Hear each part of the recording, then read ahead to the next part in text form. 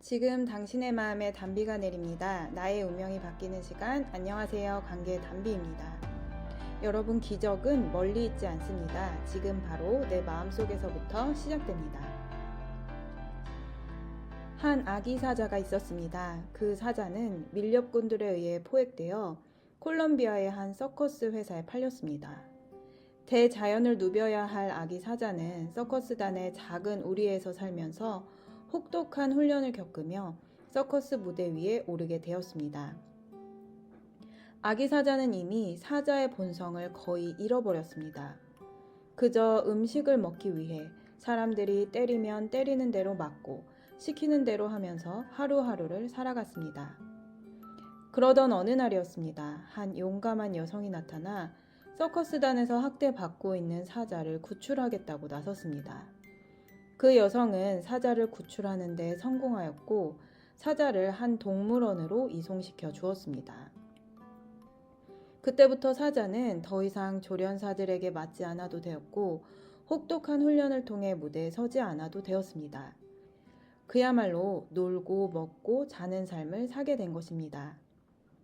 이미 애완견화된 사자는 자신을 구출해준 여성을 아주 좋아하고 잘 따랐습니다.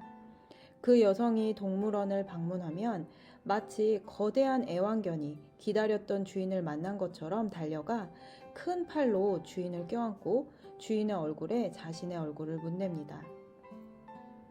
그렇게 그 사자의 삶이 해피엔딩으로 끝났다면 참 좋았을 것입니다.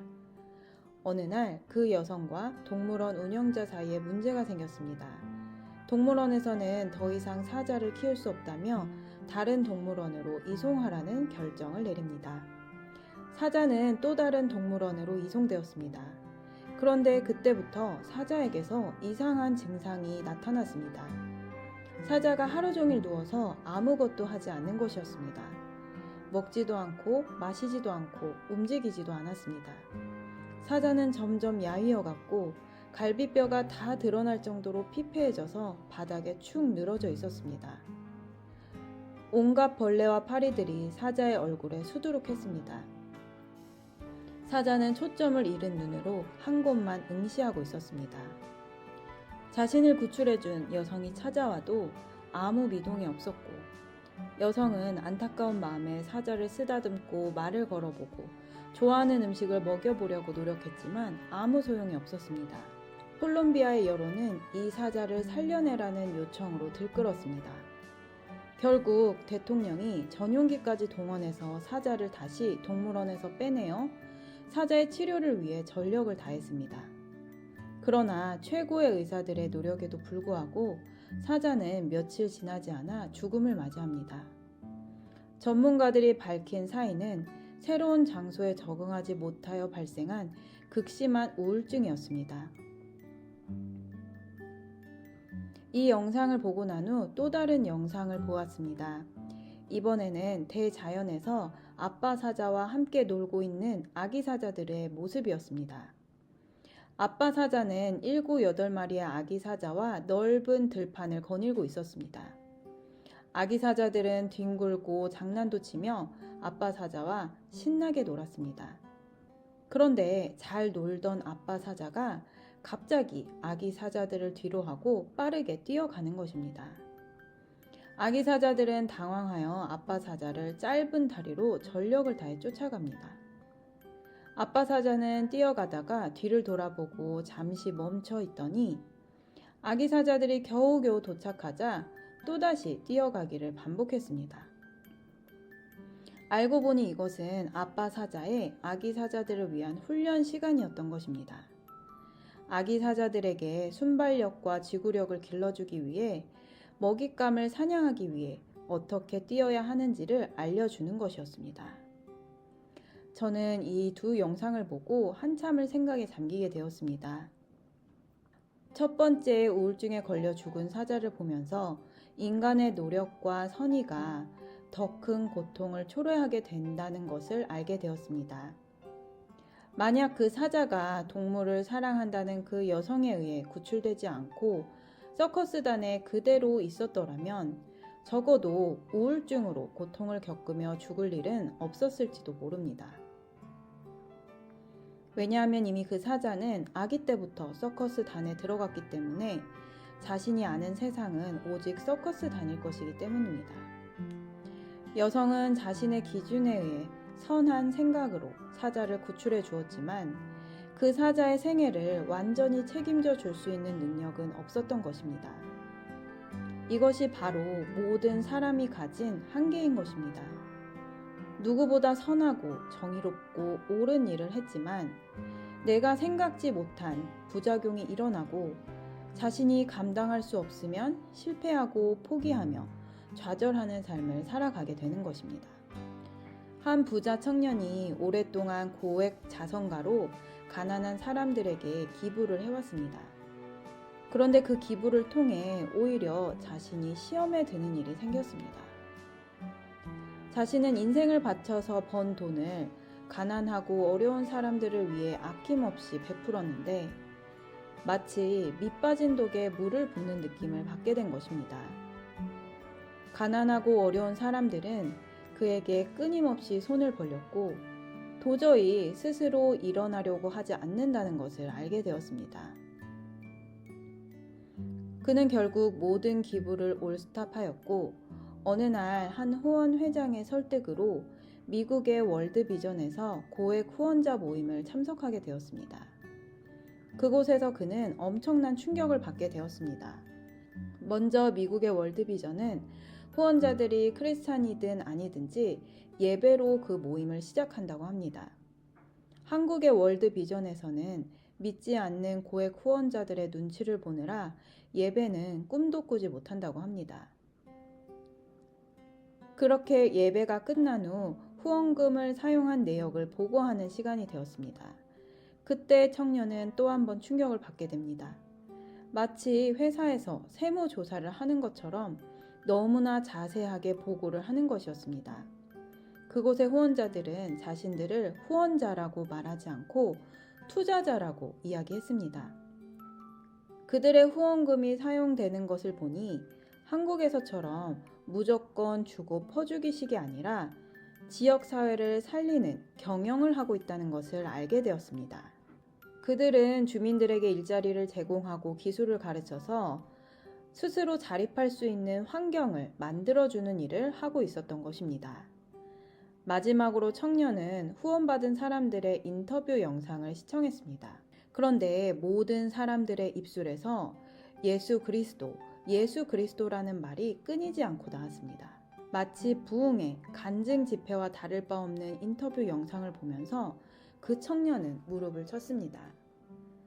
그래, 내가 원했던 기부는 바로 이런 것이야 라고 하며 한국에 이런 기부단체를 만들어야겠다는 다짐을 하게 됩니다. 청년은 한국에 돌아와 한국 월드비전 회장님으로부터 공동 리더를 맡아달라는 제안을 받았고 미국 월드비전이 했던 방식대로 운영하는 조건으로 그것을 수락하였습니다. 다시 앞서 말씀드린 우울증에 걸려 죽은 사자에 대한 이야기로 넘어오겠습니다. 저는 그 모습을 보며 그 사자가 마치 불과 10여 년 전 저의 모습과 참 비슷하다는 생각을 했습니다. 저도 만약에 예수님을 만나지 못하였더라면 그 사자처럼 스스로 죽음을 맞이했을지 모른다는 생각이 들었습니다. 우리는 나와 같은 사람인 부모님의 아들, 딸이기 이전에 하나님의 형상과 모양을 닮은 하나님의 아들과 딸이라는 것을 알고 계십니까? 우리는 신의 아들이고 신의 딸이라는 것입니다. 하나님은 사람인 부모에게 우리를 잠시 맡겨두신 것이지 우리의 진짜 부모, 영원한 부모는 오직 하나님이신 것입니다. 내가 하나님의 자녀라는 사실이 먼저 믿어질 때에 내 인생을 바꾸는 기적이 시작됩니다. 저는 10여 년 전 공황장애와 우울증, 수면장애 등으로 마음고생을 하다가 하나님의 은혜로 남편을 통해 처음으로 교회라는 곳에 오게 되었습니다. 그 이전까지 제 삶은 마치 우울증에 걸린 사자와 같았습니다. 저희 부모님은 하나님을 믿지 않으셨지만 저를 그 누구보다 많이 사랑하셨기에 최선을 다해 양육하셨습니다. 특별히 저희 어머니는 지극정성으로 저를 보살펴 주셔서 저는 어려서부터 내 방 청소도 제대로 하지 않았고 밥 짓는 법, 빨래, 설거지 등 기본적인 살림도 하지 않았습니다. 지금 결혼한 지 10년이 넘고 자녀 5명을 낳아 키우는 제가 돌이켜서 생각을 해보니 만약 제가 어렸을 때부터 그 기본적인 살림을 배우고 습관적으로 해왔다면 제 삶에 엄청난 유익이 있었겠다는 생각이 들었습니다. 우리 친정 어머니들은 딸이 고생하지 않았으면 하는 바람 때문에 일부러 살림을 안 시키는 경향이 있습니다. 자녀가 살림을 배울 시간에 공부를 더 잘해서 멋진 책상에 앉아 일을 하는 사람이 되었으면 하는 바람. 살림은 돈을 써서 다른 사람에게 맡겼으면 하는 바람 말입니다. 그런데 저는 이제 와서 한 가지 알게 된 것이 있습니다. 여성이 살림을 배우는 것이 가족에 대한 헌신이기 이전에 자기 자신에게 얼마나 유익이 되는 귀중한 일인지 모릅니다. 살림을 잘하는 여성은 돈으로도 살 수 없는 건강한 몸을 가질 수 있게 됩니다. 왜냐하면 건강한 몸의 시작은 부지런함에서 시작되기 때문입니다. 살림을 좀 잘한다 하는 여성들은 아침에 빨리 일어날 수밖에 없습니다. 하루에 해야 하는 일들이 이미 계획되어 있기 때문입니다. 아침 일찍 일어나는 습관이 건강의 시작입니다. 저는 보통 아침에 일어나서 제일 먼저 따뜻한 물을 마시고 아침 식사할 재료들을 준비합니다. 그렇게 조금씩 움직이면서 오늘은 무엇을 먹을지 생각하다 보면 완전히 잠에서 깨어나게 되고 그래야 성경을 볼 때에 더 집중할 수 있기 때문입니다. 그렇게 아침 성경을 읽고 나면 본격적으로 아침 준비를 하고 식사를 합니다. 부지런하게 하루를 시작하게 되면 하루에 활력이 생기고 여러 가지 일을 처리할 수 있는 힘이 생겨서 한때는 자타공인 약골이었던 제가 체력과 건강이 점점 더 좋아지는 경험을 하고 있습니다. 무엇보다 내가 건강하고 여유가 있을 때 가족도 돌아볼 수 있고 다른 사람도 도와줄 수 있는 것입니다. 하나님은 여성이 하나님을 경외함으로 부지런한 사람이 되라고 하셨습니다. 물론 남성도 마찬가지입니다. 그러나 여성은 집안 살림에 특화되어 있고 남성은 그 집을 세우는 노동의 가치를 알 때 풍요롭게 살 수 있게 하셨습니다. 이처럼 사람이 정말 사람답게 하나님 자녀답게 살기 위해서는 사람의 손에 나를 의탁해서 방황하고 좌절하고 죽어가는 삶을 사는 것이 아니라 영원한 참 부모이신 하나님의 자녀된 권세를 회복하는 것이 최우선입니다. 요한복음 1장 12절에서 14절 말씀, 영접하는 자, 곧 그 이름을 믿는 자들에게는 하나님의 자녀가 되는 권세를 주셨으니 이는 혈통으로나 육정으로나 사람의 뜻으로 나지 아니하고 오직 하나님께로서 난 자들이니라. 말씀이 육신이 되어 우리 가운데 거하심에 우리가 그 영광을 보니 아버지의 독생자의 영광이요 은혜와 진리가 충만하더라. 아멘. 우리가 하나님의 자녀라는 것을 잊어버리고 사람의 자녀로만 살아갈 때 그 결말은 좌절과 슬픔과 절망입니다. 그러나 하나님의 자녀가 갖게 될 결말은 영원한 생명입니다.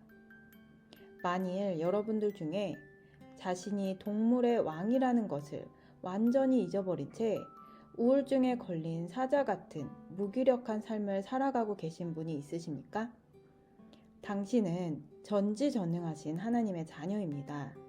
그것을 꼭 기억하시고 하나님의 자녀로서 살아가는 법을 배우면서 일어서기를 예수님의 이름으로 축복합니다. 도움이 필요하시다면 영상 끝 연락처로 연락 주시기를 바랍니다. 오늘 영상은 여기까지입니다. 끝까지 시청해주신 여러분 감사드립니다. 누구나 아름답습니다. 누구나 희망이 있습니다. 이상 메마른 관계 단비 같은 소식을 전하는 관계 단비였습니다. 오늘도 행복한 하루 되세요. 감사합니다. 영어로 된 사랑의 복음을 듣고자 하시는 분들께 생명을 품은 유튜브 채널 라이프 메카닉을 추천드립니다.